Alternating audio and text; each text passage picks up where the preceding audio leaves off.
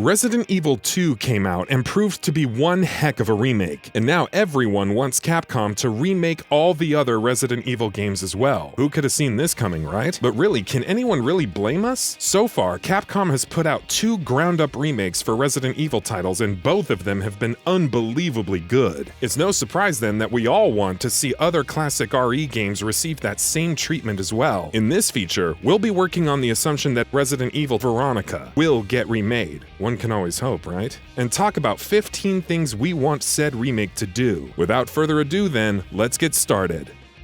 Camera.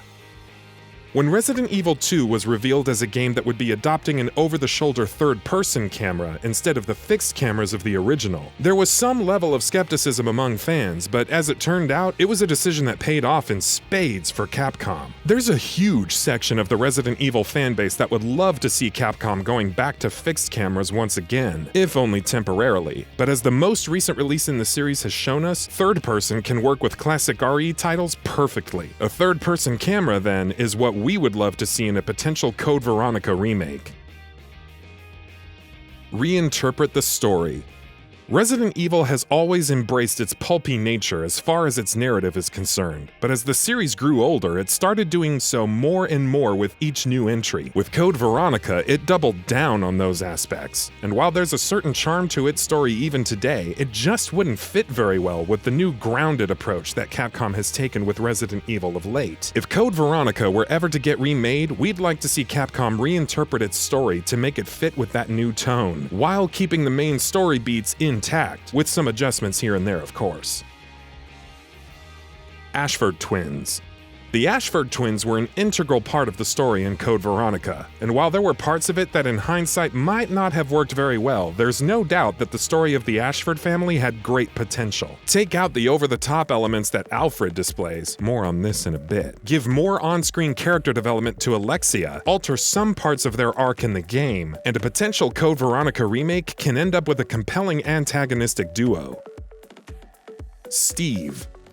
The Jar Jar Binks of Resident Evil, not because he's got a goofy design or talks funny, but because, well, everybody hates him. And for good reason, too. Steve is perhaps one of the worst characters Resident Evil has ever portrayed, and he would have to be seriously reworked in any potential remake. Capcom can't cut him out, of course, simply given how prominently he features in the game, but what they can do is fix him, change his entire personality maybe, so that he isn't annoying constantly, 100% of the time. Alfred. Much like a lot else in Code Veronica, Alfred was a bit, well, a little too over the top. His arc required more than just a little suspension of disbelief from the player, while the writing and voice acting for the character weren't exactly the best. We can probably assume that Capcom would go with a new voice actor in a hypothetical remake, but Alfred is one of the characters whose arc would greatly benefit from a thorough rewrite. Wesker.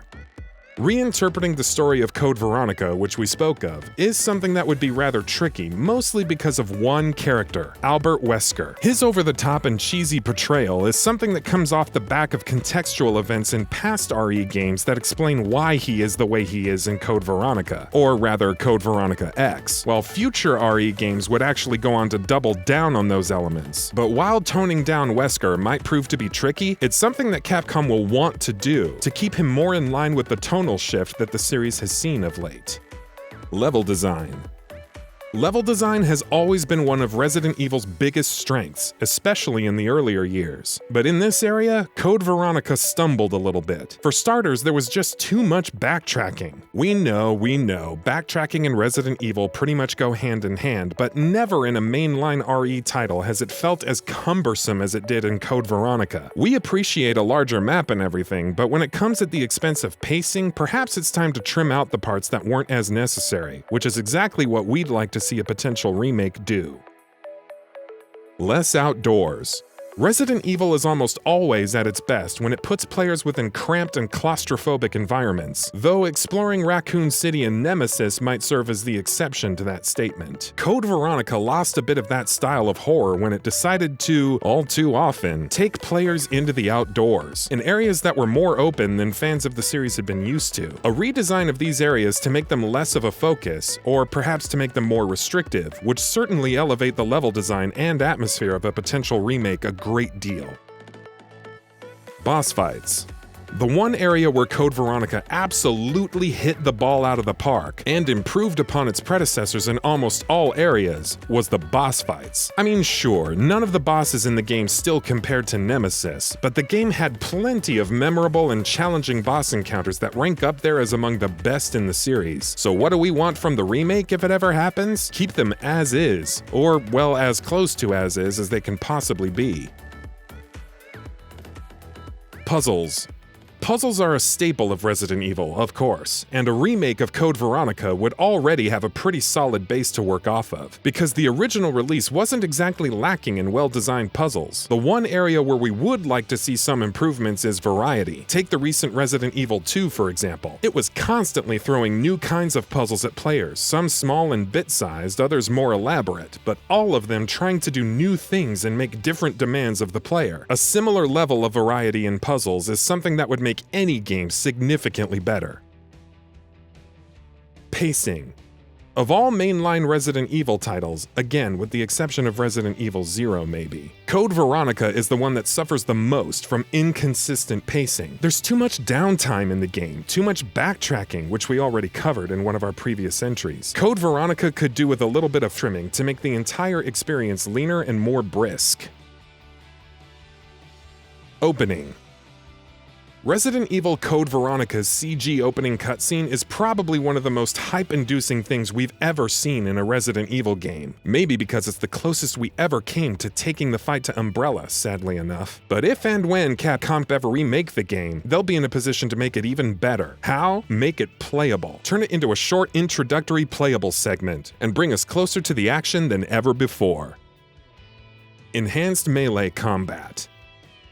No, we don't want suplexes and roundhouse kicks and whatever the hell Resident Evil 6 had more than half of its ensemble cast doing at the drop of a hat. What we do want is melee combat that is a little more extensive than what we saw in Resident Evil 2. Basically, keep the same framework, just expand on it a little bit. Allow us to stomp downed enemies, maybe even introduce a dodge mechanic similar to Resident Evil 3 Nemesis. Bandersnatches. Bandersnatch's unpredictability and long-range attacks can make for some excellent encounters, of course, but the way Code Veronica used them was more often than not a little too frustrating. Hopefully, a potential remake will balance them out a bit, or at least put us in slightly more open areas when we do have to come up against them, so we can at least be allowed to navigate around them and their attacks. Moth Room. The moths in that hallway in Antarctica have been the cause for many a broken controller. Not because they were super hard, but simply because they were extremely frustrating. They actively got in the way of any real enjoyment and just weren't fun to deal with. It's not like dealing with them was ever a challenge, it was just annoying. So what can Capcom do about it? Just remove it. They removed the spiders from Resident Evil 2, and the spiders were actually good. No one would mourn the absence of moths in a Code Veronica remake.